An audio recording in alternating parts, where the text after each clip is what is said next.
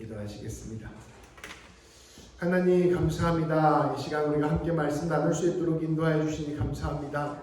성령님 이 시간 주관하여 주셔서 우리의 모든 생각과 마음이 주님께로 집중될 수 있게 하여 주시고 주님의 음성을 듣는 귀한 시간 되게 하여 주옵소서. 말씀 전한 저에게 함께 하여 주셔서 오직 하나님의 뜻 전하게 하여 주시며 말씀을 우리 모두 가운데 함께 하여 주셔서 꼭 필요한 말씀이 우리 가운데 남는 귀한 역사를 이루어 주옵소서. 예수님의 이름으로 기도합니다. 아멘. 오늘 말씀 제목은 팔려가는 요셉입니다. 우리 마침내 그 요셉이 팔려가는 장면이 나오는데요. 이 말씀을 오늘 함께 나누고자 합니다. 우리가 지난주에 이 야곱의 집안, 야곱이 이스라엘이잖아요. 이 이스라엘 집안의 복잡한 가계도에 대해서 들었습니다. 아내가 2명이었고 각각의 여종들까지 합쳐져서 총 4명의 여인을 통하여 12명의 아들과 1명의 딸을 낳게 된 그 복잡한 가정사를 함께 나누었습니다. 그 가운데서 이 서로가 서로 사이에 질투가 있고 미움이 있고 시기가 있고 또 서로가 서로를 죽이려 하는 아주 깊은 갈등이 이 가운데 있었다는 것도 함께 나누었습니다. 특별히 자기 어머니가 먼저 죽은 요셉은 자기의 생존을 도모하기 위해서 아버지를 의지하고 또 하나님이 꾸게 주신 꿈을 의지해서 하루하루를 버티며 살아가고 있었음을 또 우리가 함께 나누었습니다. 이 모두 힘들고 어려운 상황들 가운데 요셉이 하루하루 은혜 가운데 살아가고 있었던 것이죠. 네, 지금 되나요 이제? 꺼져 있었나요? 되고 있었죠? 네, 그렇죠. 네, 그렇게 살고 있었다는 것이죠. 근데 이 갈등이 홈고 굶어서 결국 어느 순간 터지게 되는데 바로 오늘 말씀이 그 터지게 되는 장면입니다. 오늘 말씀 12절부터 17절까지 말씀을 함께 보도록 하겠습니다. 우리 한 절씩 계속해서 읽을까요? 제가 먼저 읽겠습니다. 그의 형들이 세겜에 가서 아버지의 양떼를 칠 때 이스라엘이 요셉에게 이르되 내 형들이 세겜에서 양을 치지 아니하느냐 너를 그들에게로 보내리라. 요셉이 아버지에게 대답하되 내가 그리하겠나이다. 이스라엘이 그에게 이르되 가서 내 형들과 양떼가 다 잘 있는지를 보고 돌아와 내게 말하라 하고 그를 헤브론 골짜기에서 보내니 그가 세겜으로 가니라. 어떤 사람이 그를 만난즉 그가 들에서 방황하는지라. 그 사람이 그에게 물어 이르되 내가 무엇을 찾느냐. 그가 이르되 내가 내 형들을 찾아오니 청하건대 그들이 양치는 곳을 내게 가르쳐 주소서. 그 사람이 이르되 그들이 여기서 떠났느니라. 내가 그들의 말을 들으니 도단으로 가자 하더라 하니라. 요셉이 그의 형들의 뒤를 따라가서 도단에서 그들을 만나니라. 아멘. 오늘 말씀을 보면 형들이 이제 요셉을 제외한 형들이 이렇게 양을 치러 세겜이라는 곳으로 떠났다는 내용이 나옵니다. 이 이스라엘 야곱이 살고 있었던 지역은 헤브론이라는 곳이었어요. 근데 그곳에서 세겜은 북쪽으로 90km 정도 떨어진 곳이었습니다. 전 지도도 가져왔는데요. 여기 보시면 여기 헤브론이 있잖아요. 이 헤브론에서 위에 여기까지 이제 양 키우려면 이제 양들을 꼴 먹여야 되니까 풀이 좋은 곳을 찾아서 이동하죠. 이렇게 해서 세겜까지 양을 치러 간 것입니다. 이제 멀리 가니까 사실은 야곱이 이 형들을 사랑하지 않는 게 아니었어요. 그러니까 이제 아들들이 먼 곳에 가니까 걱정이 되잖아요. 그래서 이제 이 형들이 잘 있는지를 확인하고 싶었습니다. 그래서 집에 남아 있었던 요셉을 부른 것이죠. 그래서 요셉에게 이야기합니다. 형들 지금 세겜으로 양치러 갔으니까 네가 한번 거기 갔다 와봐. 가서 형들 양들 잘 치고 있는지 또 아픈 데는 없는지 네가 좀 상황을 좀 보고 나한테 말해다오라고 명령을 한 것이죠.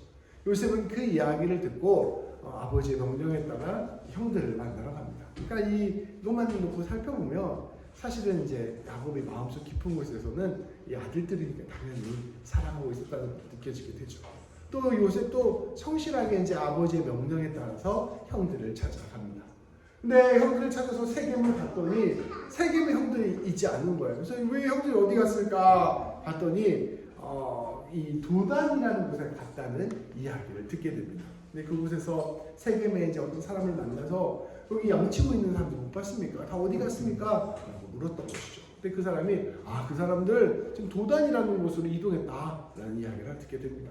근데 이제 세겜에서 도단은 한 40km, 정확히 말하면 38km 뭐 정도라고 하는데요. 40km 정도 떨어진 곳이에요. 그러니까 사실은 이 17살 소년이 형들 만나러 거의 130km 가까이 되는 길을 찾아서 간 것입니다. 그러니까 사실은 이 요셉이 참 성실한 사람이고 책임감이 강한 사람이라는 것을 이 장면을 통해서 우리가 알 수 있죠. 이렇게 해서 끝까지 물어서 포기하지 않고 형들에게 찾아갑니다. 근데 형들이 도착할 때쯤 되니까 형들이 이제 양을 치다가 멀리서 보니까 요셉이 오는 걸 보는 거예요. 근데 그러면 정상적인 가족이면 동생이 130km를 걸어서 왔는데 환영을 해주죠. 아이고 고맙다. 오느라 수고 많았다. 뭐 좀 먹어라. 이렇게 이야기를 하는데 이 형들이 요셉을 미워하고 있었잖아요. 그러니까 이 반응이 아주 냉담합니다. 조롱을 보이는 것이죠. 이 말씀 보면 18절 말씀 보면 이렇게 얘기합니다. 요셉이 그들에게 가까이 오기 전에 그들이 요셉을 멀리서 보고 죽이기를 꾀하며. 그러니까 형 동생이 130km 넘어서 왔는데 이거 보자마자 이참에 저놈 죽여야겠다 생각을 하는 거예요. 아버지가 근처에 있고 헤브론에 살 때는 죽일 수가 없잖아요. 죽이고 싶어도. 근데 여기는 130km니까 내가 죽여도 뭐 누가 죽인 줄 알겠어. 그냥 이참에 저놈 없애버려야겠다라는 마음이 솟아오르게 된 것입니다.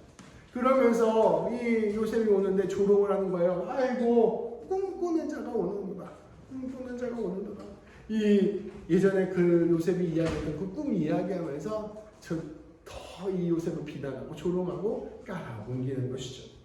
이들의 분노는 단순히 요셉 한 사람을만을 향한 분노가 아니었어요. 그러니까 형이 동생을 미워하면 얼마나 미워하겠어요. 사실은 이 요셉만을 사랑하는 아버지에 대한 분노, 또 나아가서는 그 아버지 위에 있는 하나님에 대한 분노가 있는 것이죠. 우리 가족을 이런 식으로 만들어 놓은 하나님, 우리 가족에서 요셉만 높여주고 우리는 별 볼 일 없는 사람처럼 여기게 느끼게 하시는 그 하나님, 사실은 그게 하나님의 잘못이 아니잖아요. 그것은 복잡한 인간사에서 발생하는 인간의 죄 때문에 드러난 문제들이었는데 그 모든 원망이 다치고 따지고 들어가면 하나님에게 있는 것이죠. 그러니까 그 꿈에 대해서 조롱을 함으로써 하나님에 대해도 비난을 하는 것입니다. 그러면서 이렇게 이야기합니다. 자, 그를 죽여 한 구덩이에 던져버리자. 그리고 우리가 아버지한테 가서는 악한 짐승, 뭐 사자나 곰이나 이런 동물들이 그를 잡아먹었다고 이야기하자. 그의 꿈이 어떻게 되는지를 우리가 볼 것이니라 하는지라. 여기 보면 얼마나 악한 마음이 담겨져 있는지 몰라요. 아버지의 마음을 부셔버리고 싶은 겁니다. 아버지가 요셉만 사랑했지. 아이고 그 사랑하는 아들 요셉 죽었을 때 아빠의 마음이 얼마나 무너지는지를 내 눈을 똑똑히 보겠습니다. 이런 마음이 담겨져 있는 것이죠. 이 안에는 하나님에 대한 분노도 담겨 있습니다. 하나님이 우리 요셉한테 이 요셉한테 이런 꿈을 주셨어? 하나님, 내가 이 사람을 죽여버리겠습니다. 그러니 하나님이 주신 그 꿈 어떻게 되는지 한번 살펴봅시다 라고 이야기하고 있는 것이죠. 형들의 마음에 울분이 쌓이고 시기가 쌓이고 질투가 쌓이고 미움이 쌓여서 그것이 막 안에서 엉겨지게 되자 이것이 폭발하면서 하나님을 향한 비난, 사랑하는 아버지에 대한 비난, 내 형제를 죽이고자 하는 분노로 아주 뜨겁게 올라오는 것을 말씀을 통하여 보게 됩니다. 우리도 마찬가지예요. 우리 안에 이렇게 쌓이는 울분과 미움과 분노와 이런 아주 좋지 못한 일들이 그 마음들이 생길 때가 있잖아요. 근데 이런 것들을 우리가 다스리지 않고 이것들을 우리가 깨끗하게 정화하지 않고 그대로 쌓아서 엉켜놓게 된다면 어느 순간 우리도 알지 못한 사이에 폭발하여 큰 죄악이 될 수 있음을 오늘 말씀은 우리에게 보여주는 것이죠. 창세기 4장 6절에서 7절까지 말씀은 하나님께서 가인에게 하시는 말씀입니다. 이 동생 죽이기 전에 우리 지난번에 나누었잖아요. 여호와께서 가인에게 이르시되 네가 분하여 함은 어찌 되느냐 안색이 변함을 어찌 되느냐 네가 선을 행하면 어찌 낯을 들지 못하겠느냐 선을 행하지 아니하면 죄가 문에 엎드리리라 죄가 너를 원하나 너는 죄를 다스릴지니라. 이 분노와 미움과 이런 악한 죄악된 마음이 감정들이 우리를 집어삼키게 되며 그것들을 막 하면서 우리가 알지 못한 사이에 죄의 손이 되고 죄의 발이 되어서 죄를 이끌어가는 드러내는 삶을 살게 된다는 것입니다. 또 이것들을 멈출 줄 아는 지, 이것들을 그치고 가라앉힐 줄 아는 지혜가 우리에게 꼭 필요하다는 것이죠. 용서하는 것, 품어주는 것, 내 마음을 내려놓는 것, 겸손하게 나아가는 것, 낮아지는 것, 이런 것들이 우리를 꺾고 우리를 무너뜨리는 것처럼 보이지만 결국은 그러한 것들이 우리를 살리는 것이라는 것을 말씀은 우리에게 가르쳐주고 있는 것입니다. 이처럼 죄는 궁극적인 우리의 삶의 모든 문제들과 모든 어려움들의 원인을 하나님께로 들이대는 것입니다. 결국 내 삶의 이 모든 문제들을 만들어낸 신에 대하여 분노하는 것입니다. 하나님께서 나에게 분명히 사랑도 주시고 은혜도 주시고 용서도 주시고 꿈도 주셨는데 이런 것들 하나도 보지 않고 오직 내 삶의 문제들만에 푹 빠져서 내가 하나님 미워하겠습니다라고 작정한 상태, 이게 바로 죄의 상태라는 것이죠. 이런 모습이, 이런 마음들이, 이런 문화가 형들 가운데 가득 들어차게 되었습니다. 그런데 놀랍게 이때 선한 결단을 한 사람이 있습니다. 정확히 말하면 완전히 선하다고 말할 수 없는데 그래도 그 중에서 좀 나은 사람이 나와요. 르우벤입니다. 근데 이게 생각보다 어려워요. 모두가 다 같이 분노하고 있는데 우리 좀 자제합시다 라고 내는 용기가 사실 쉽지 않습니다. 근데 이 르우벤이 그런 용기를 내는 것이죠. 21절 22절 말씀입니다. 우리 함께 공독하겠습니다. 르우벤이 듣고 요셉을 그들의 손에서 구원하리라 하여 이르되 우리가 그의 생명을 해치지 말자.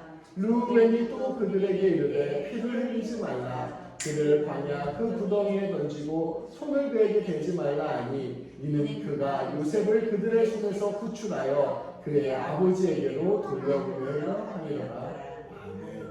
형 하나 나오고 없다던데 진짜 이 첫째 형으로서의 인생 최고의 순간을 맞이하고 있습니다. 이 르우벤 역시 아버지를 미워하는 건 마찬가지였어요. 르우벤도 아주 깊은 분노가 남아있죠.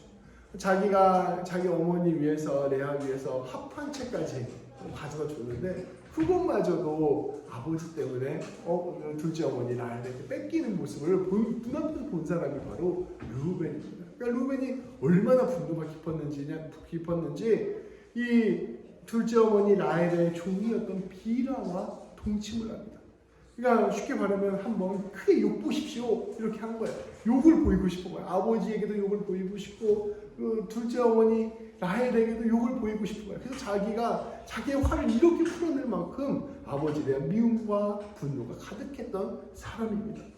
그런데 이 순간에 자기가 이렇게 아버지를 미워하고 자기도 아버지한테 이렇게 죄를 저질렀지만 그럼에도 불구하고 형제를 죽이는 건 너무한 거 아닌가 하는 생각이 들었던 것입니다.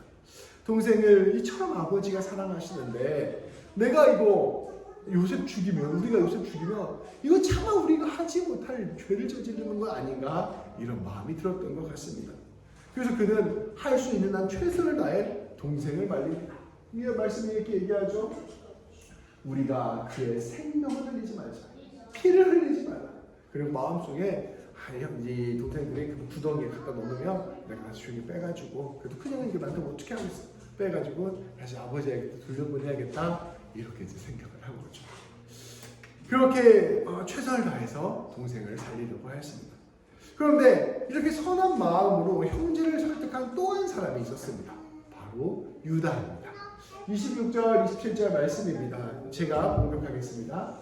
유다가 자기 형제에게 이르되 우리가 우리 동생을 죽이고 그의 피를 덮어둔들 무엇이 유익할까? 자 그를 이스마엘 사람들에게 팔고 그에게 우리 손을 대지 말자.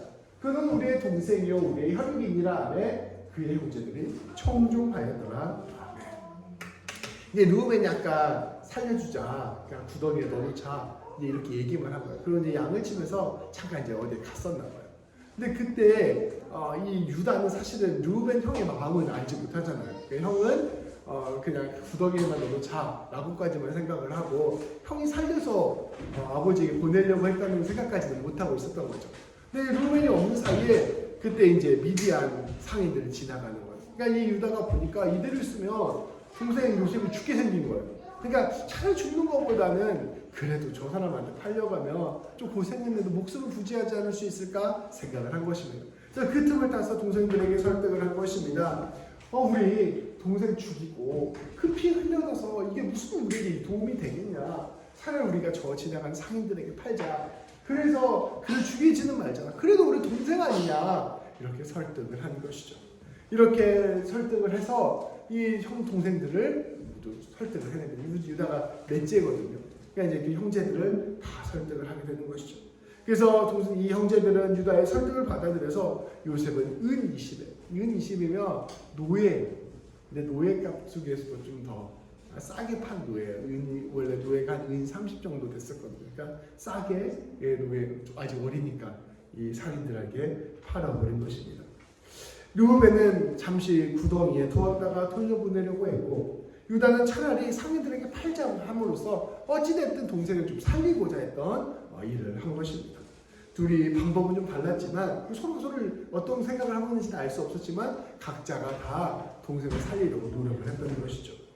유다가 제안했을 때 이 르우벤이 잠깐 없었기 때문에, 르우벤이 아마 있었으면 아마 무팔경 다시 아버지한테 돌려보내겠죠. 근데 르우벤이 잠깐 떠난 상태였기 때문에 유다의 제안으로 요셉은 이 이집트로 팔려가게 됩니다. 그래서 아까 지도 보듯이 여기에서부터 쭉 내려가서 이제 이집트까지 팔려서 가게 되는 삶을 살게 되는 거죠. 이게 아주 엄청 멀진 않아요. 우리나라 따지면 서울에서 뭐한 북한, 아니죠, 북한 뭐 중국 이 정도 되는 거리죠. 그 정도까지 가서 팔리게 됩니다. 그래서 엄청 고생을 하죠, 이제 요셉은. 제 르우벤이 어쨌든 돌아왔습니다. 잠깐만, 화장실을 갔었나요? 결정적인 순간에 빠져 있어가지고 이 르우벤이 돌아오니 요셉은 이게 팔려버린 상태예요. 근데 이거 어떻게 하나 이런 생각이 들게 되는 것입니다. 그래서 이제 이 형제들이 요셉의 옷을 가져다가 찢으면 이제 아버지한테 설명을 해줘야 되는, 찢어가지고 거기에다가 그 숫염소에 피를 묻힙니다. 그러니까 이제 마치 동물한테 잡아 먹힌 것처럼 이제 보이게 하려고 그렇게 한 거죠. 찢겨가지고 그거를 아버지에게 갖다 줍니다. 이 당시에는 당연히 이렇게 뭔가 안전도 잘 보장되어 있지 않고 뭐 총이 있는 것도 아니고, 그러니까 이런 사건 사고들이 많았으니까 당연히 이런 것들을 받았을 때 의심할 수 없었고 받아들일 수밖에 없게 되는 것이죠. 이 아버지 이스라엘에게 이 요셉의 옷을 갖다 주냐, 이 요셉의 마음이 얼마나 찢어지게 아팠을 거예요. 그 옷 자기가 귀하게 여겨서 이렇게 입혀준 옷이잖아요.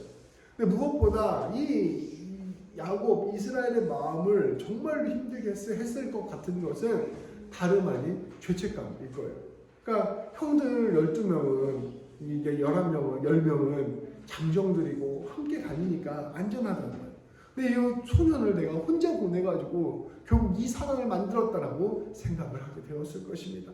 내가 그냥 집에 뒀으면 되는데 굳이 그거 안 먹겠다고 보내갖고 내 아들 죽게 만들었구나라는 아주 깊은 죄책감과 슬픔이 이 야곱을 사로잡았을 것입니다.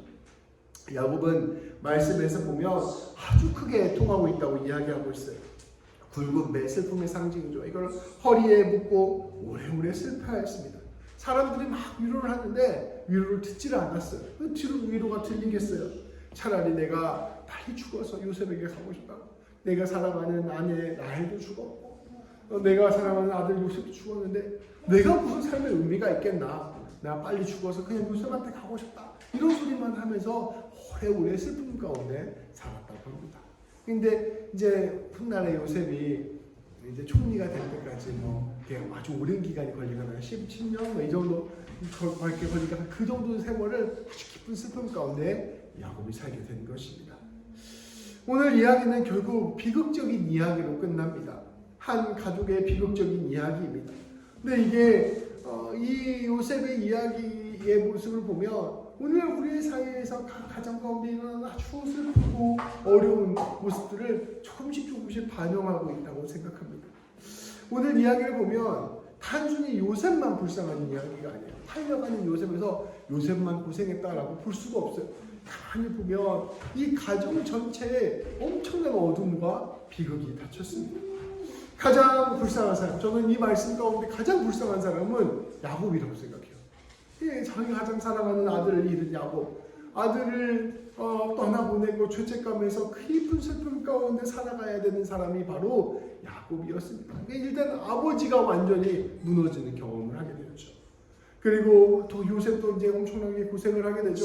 노예로 팔려가서 사랑받는 아들로 살다가, 물론 형제들과 여러 가지 갈등 가운데 되게 힘들고 어려운 삶이었지만 그래도 자기 집에서 살다가 머나먼 타향으로 노예가 되어 삶을 살아가게 됩니다. 이 요셉도 참 비참한 인생을 시작하게 되는 것이죠. 베냐민의 입장을 해서 생각해봐도 정말로 슬픕니다. 아직 어린 소년인데 자기 유일한 진짜 형, 어머니까지 같은 그 형은 노예로 팔려버렸습니다. 근데 죽어버렸습니다. 근데 자기 어머니도 돌아가셨죠. 자기 낳다가 돌아가셨어요. 이제 아직 그 기라성 같은 형들이 다 있고 또 그 어머니들도 다 있고, 이 집안 분위기에서 요셉이 겪었던 그 어려움을 고스란히 이제 베냐민이 겪었을 것입니다. 더군다나 요셉은 아버지의 총애라도 받았지, 이 베냐민은 사랑도 받지 못하고 아주 슬프고 힘든 삶을 살았을 것입니다.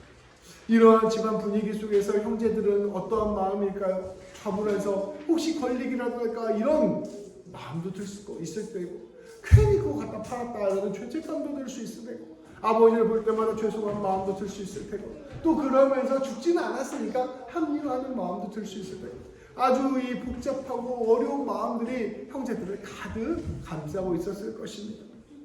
결국 이 형제들의 미움과 시기가, 한순간에 올라오는 그 분노가 결국 가족 모두를 깊은 절망으로 떨어뜨려 버렸습니다. 이 야곱의 가정에 깊은 어둠이 들어가게 된 것이죠. 이것은 사실 우리의 삶 속에서 너무 공공연하게 일어나는 일이기도 합니다. 가정이 찢어지고, 형제가 다투고, 서로가 서로를 죽이고, 자살이 있고, 여러 가지 슬프고 비참한 일들이 우리 각 가정들 가운데, 삶 가운데 많이 일어나게 되죠. 이런 어둠들이 임하게 되는 순간들이 있는데 바로 야곱이 그런 현실을 경험하게 된 것입니다. 그런데 이러한 상황 속에서 유일한 희망의 불씨가 하나 있다면 그것은 요셉이 꾼 꿈입니다. 만약에 우리가 지금 결론을 다 알고 있잖아요. 요셉의 이야기 결론. 근데 약간 스포일러가 된 거예요. 근데 우리 요셉의 결론을 다 이야기하지 않고, 자, 오늘까지 이야기만 알았다고 생각을 해봅시다. 요셉 이야기를 적으시면서 오늘까지 이야기를 알았다고 하면 이 가족 가운데 무엇으로 희망을 찾을 수가 있겠어요? 여기에서 유일하게 우리가 희망이라고 말할 수 있는 것은 혹시 그때 요셉이 꾼 그 꿈이 우리 가운데 이루어지지 않을까? 요셉이 지금 비참하게 노예로 팔렸는데 혹시 그 가운데서 하나님께서 일하시지 않을까라는 희망을 품을 수 있을 것입니다.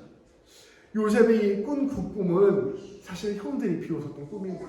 아버지도 나무랐던 꿈입니다. 그런데 결국 가장 큰 어둠이 닥치게 되죠. 가장 큰 절망이 닥치게 되자 오직 요셉의 꿈만이 유일한 희망의 불씨로 비추이게 되는 것이죠. 우리가 덜 망하고 덜 힘들면, 희망이 많으면 여기저기서 희망을 찾습니다. 아직 내 통장에 돈이 어느 정도 남아있으니까 이게 나의 희망이 되겠지. 그래도 아직 내가 가진 기업이 건실하니까 희망이 되겠지. 아직 우리 애들이 어리니까 얘들 잘 자라면 희망이 되겠지. 이런 희망을 갖게 되는 것이죠. 근데 우리가 어떤 곳에서 희망을 찾을 수 없고, 어떤 곳에서도 내가 도대체 나아갈 길이 보이지 않는다, 내가 하늘이 무너졌다, 이런 경험을 하게 되면 사실은 우리는 그 무엇으로도 쉽게 희망을 말할 수 없습니다. 그때 우리에게 유일한 희망이 되시는 것이 바로 우리 하나님이시라는 것입니다. 하나님 말고는 절대적인 절망 안에서 우리에게 희망을 줄 수 있는 것이 없다는 것입니다. 우리 하나님께서 요셉에게 주신 그 꿈, 더 나아가서 하나님께서 이 이스라엘의 가족에게 허락하신 그 복을 주시겠다고 말씀하신 그 약속이 바로 이스라엘 집안의 유일한 희망이 되고 소망이 되는 것입니다. 하나님께서 요셉의 꿈을 어떻게 이루실까? 하나님께서 그 꿈을 이루시기를 할 것인가? 그 꿈이 만약에 이루어진다면 그 꿈이 이 어둠을 물리칠 수 있을까? 우리는 이 말씀을 보면서 이러한 질문들을 하게 되는 것입니다. 끝날 때까지 끝나는 것이 아닙니다. 우리가 가장 큰 절망 가운데 있다 하더라도 우리에게 하나님이 계시다면, 우리에게 하나님의 꿈이 남아있다면 우리의 삶은 결국 끝난 것이 아닙니다. 깊은 어둠이 우리를 감싸고 우리 가운데 슬프게 통하는 소리만 들리고 차라리 죽는 것이 낫다고 생각하는 그때에도 우리 하나님이 아직 계시다면 우리의 삶은 결코 끝난 것이 아닙니다. 바로 이 말씀을 오늘 우리에게 오늘 말씀이 전하고 있는 것입니다. 이러한 믿음과 시선을 찾아보아라 라고 말씀하고 있는 것입니다. 우리 성도님들 한 사람 한 사람에게 얘기하는 거예요. 동희야, 네가 이 말씀을 보면서 이 절망 가운데 있는 이스라엘 가정을 보면서 무엇을 희망이라고 말할 수 있겠니? 거기에 희망은 오직 하나님 한 분뿐이다. 이와 마찬가지로 우리의 인생 가운데 절망이 가득 차게 됐을 때 무엇을 우리의 희망이라고 고백할 수 있겠니? 바로 너희의 진짜 희망이 되는 것은 오직 하나님 한 분뿐이다 라고 우리 주님은 말씀하고 계시는 것입니다. 이러한 점에서 우리가 한 가지 더 생각해 볼 것이 있습니다. 오늘 말씀, 오직 우리의 희망이 우리 하나님이시라면, 오직 희망이 하나님의 꿈이라면 그 맥락 안에서 오늘 말씀 가운데 나타난 유다와 르우벤의 모습은 정말로 귀한 행동이었습니다. 훗날 요셉이 한 일을 생각해 보면 정말 훌륭한 일이었어요. 만약에 유다와 르우벤이 거기에서 그 동생을 살려주지 않았다면, 거기서 어떠한 방식으로든 요셉을 보내지 않았다면 이 이스라엘 지방은 다 굶어 죽었을 거예요. 나중에 극심한 기근이 닥쳤을 때 그것을 해결할 방법이 없죠. 한편으로는 그 슬픔과 애통함과 미움과 다툼 때문에 이 가문이 망했을 것이고, 한편으로는 기근과 굶주림 때문에 이 가문이 망했을 것입니다. 어찌됐든 간에 어떤 길도 찾지 못하고 무너졌을 가능성이 있습니다. 근데 오늘 르우벤과 유다가 하나님의 꿈을 이루는 일에 동역함으로 말미암아 이 가정이 살아날 수 있는 계기를 이 사람들이 만들어낸 것입니다. 이들은 꿈의 불씨를 완전히 끄지 않았던 것입니다. 이 형제를 미워할 수 있지만 내가 죽이지 않는 것, 이 형제를 내가 지켜주기로 결심하는 것, 이것이 바로 이들이 한 놀라운 은혜의 길이었다는 것이죠. 르우벤과 유다가 이처럼 할 수 있었던 것들은 그 마음 가운데 연민과 사랑의 조각이 남아있었기 때문입니다. 정말로 사랑이 있고 용서가 있으면 이런 일 자체를 안 만들었겠죠. 뭐 하는 거냐고 다 혼내고 이랬겠죠. 그리고 동생을 보호해주고 갈등도 안 있었겠죠. 근데 이들도 여전히 미움이 있고 다툼이 있고 갈등이 있지만 그래도 마음 가운데 아직 그 연민의 조각, 사랑의 조각이 남아있었기 때문입니다. 그것은 참으로 부족하고 연약한 것이었지만 그들은 선을 넘지 않았습니다. 하나님께서 이처럼 유다와 르우벤의 작은 사랑의 마음 조각을 사용하셔서 하나님의 꿈을 보존하신 것입니다. 이것을 보면 참으로 우리가 새로운 것을 깨닫게 됩니다. 우리가 말씀에서 우리에게 이야기하는 사랑, 말씀에서 이야기하는 용서, 이거 너무나 크게 느껴지잖아요. 원수를 사랑하라. 사실은 원수가 아니라 내 가족도 사랑하기 힘든데 이런 마음이 들 때가 있습니다. 근데 오늘 말씀을 잘 살펴보면 그렇게 엄청나게 거창한 사랑이 아니더라도 우리가 할 수 있는 정말 작은 사랑 조각이라 하더라도 하나님께서 그것을 사용하셔서 놀라운 주님의 일들을 이루어 가신다는 것입니다. 내 마음이 무너지고 내 마음이 메말라지고 내 안에 은혜가 없다 하더라도 우리가 우리 삶 가운데 작은 사랑 조각 하나를 끝까지 붙들고 놓지 않아야 되는 것, 우리가 작은 일이라도 결국은 해내야 하는 것, 이것이 바로 오늘 말씀 우리에게 가르쳐주는 교훈이라고 볼 수 있습니다. 말씀을 정리하겠습니다. 첫 번째, 하나님을 신뢰하는 믿음을 끝까지 붙들자. 우리 하나님을 믿는 그 믿음, 우리 하나님이 우리의 소망이 되주신다는 그 소망, 하나님이 우리를 사랑하신다는 그 사랑을 꼭 기억하자. 하나님이 함께 하신다면 절대 끝난 게 아닙니다. 어둠이 가득 차는 그 순간에도 우리 하나님이 불씨가 되어주시면 다시 그 불씨는 활활 타오르는 불이 될 것이고 온 세상을 밝히는 불이 될 것입니다. 우리 하나님을 끝까지 신뢰해야 됩니다. 둘째, 사랑하는 마음, 연민하는 마음, 옳은 일을 하고자 하는 그 마음을 지켜내 나갑시다. 우리가 참 세상을 보고 현실을 보면 내가 이렇게 살아야 되나, 그냥 내 마음대로 살면 안 되나 이런 생각이 들 때가 있어요. 근데 그럼에도 불구하고 내가 조금이라도 사랑하자, 조금이라도 품자, 조금이라도 용서하자, 그런 마음을 우리가 지켜내는 것이 중요합니다. 내가 하는 작은 일이 주님의 뜻을 이루어가는 결정적인 일의 도구가 될 수 있음을 기억해야 합니다. 이 어린 소년이 물고기 2마리와 보리떡 5개를 내어드린 걸 가지고 예수님은 그걸 가지고 5,000명을 먹이셨잖아요. 우리가 정말 부족하지만 아주 작은 사랑을 보이고 작은 용서를 하고 작은 섬김을 한다면 하나님께서 그거 귀하게 받아주셔서 그걸 통해서 놀라운 주님의 일, 더 나아가서는 영광스러운 주님의 일들을 이루어내실 것입니다. 유다가 동생 죽이지 말자 이 마음을 품었던 거예요. 르우벤이 그래도 좀 살려줘야 되는 거 아닌가 품었던 그 마음을 하나님께 사용하셔서 이 요셉을 살려주셨어요. 요셉은 추운 날 보면 이집트의 총리가 되어서 온 세계 사람들을 먹여 살리는 사람이 됩니다. 그 작은 마음 하나가 모든 사람의 생명을 살리는 역사를 이루어내는 커다란 물줄기가 된 것이죠. 아주 작은 산물과 같은 물이었는데 그리고 흐르다 보니 그것이 결국은 바다와 같은 물이 되는 것을 보여주시는 거죠. 우리 하나님께서 그렇게 일하시는 분이시라는 것을 기억하고 우리는 우리의 삶에서 아주 작은 일이라도 주의 뜻들을 이루어가야 할 것입니다. 이처럼 우리 하나님 신뢰하고 의지하고 우리 삶 가운데 주님의 일들을 이루어가는 우리 교회님 미경 집사님, 우리 이설임 사모 찬소리 예은이 제가 되기를 주님의 이름으로 축복합니다.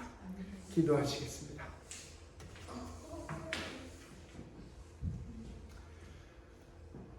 하나님 아버지 감사합니다. 오늘 말씀을 통하여 정말 절망과 다툼과 어둠만 가득한 이 이스라엘의 가문 가운데 여전히 일하시고 계시는 하나님을 보게 하여 주시니 참으로 감사드립니다. 가장 깊은 어둠이 있더라도 하나님을 우리가 믿고 있다면, 하나님의 꿈이 우리 안에 있다면 여전히 우리는 끝난 게 아니고 우리의 삶은 여전히 소망이 있는 삶임을 말씀을 통하여 함께 바라보았습니다. 하나님, 우리 모두가 상황과 현실에 빠지지 아니하게 하시고 우리의 모습 가운데 절망하지 아니하게 하시고 오직 우리 하나님을 바라보며 영광스러운 소망 품는 우리 모두가 되게 하여 주옵소서. 하나님이 우리의 주인 되어주시고 하나님이 우리의 주관자 되어주시고 하나님이 우리를 통하여 30배, 60배, 100배의 결실을 맺으시는 분이시라는 것을 굳게 믿으며 나아가는 우리 모두가 되게 하여 주옵소서. 하나님, 그 마음 품고 오늘 하루 하나님께서 허락하신 작은 선행, 작은 섬김, 작은 내어드리며 나아갈 수 있는 자들 될 수 있게 하여 주옵소서. 할 수 있는 한 우리가 사랑을 내어드리고 할 수 있는 한 용서를 내어드리고 할 수 있는 한 섬김과 헌신을 내어주셔서 이 모든 것들 주님께 드려지는 귀한 예물 되게 하여 주시고 이것으로 말미암아 놀라운 주의 영광을 보게 되는 우리 모두가 될 수 있도록 인도하여 주옵소서. 우리 귀한 임미경 집사님, 이설임 사모, 또 찬소리 예은이, 우리 새롭게 모든 성도님들이 주님께 내어드리는 그 작은 사랑의 조각들이 하나님의 나라를 이루는 거대한 일의 귀한 뿌리가 되게 하여 주시고 그 놀라운 것들을 통하여 주의 놀라운 뜻이 이 땅 가운데 임할 수 있도록 주님 일하여 주시고 책임져 주옵소서. 우리가 그렇게 주의 손이 되고 주의 발이 되는 우리 모두가 될 수 있도록 인도하여 주옵소서. 우리 주님 예수님의 이름으로 기도합니다. 아멘.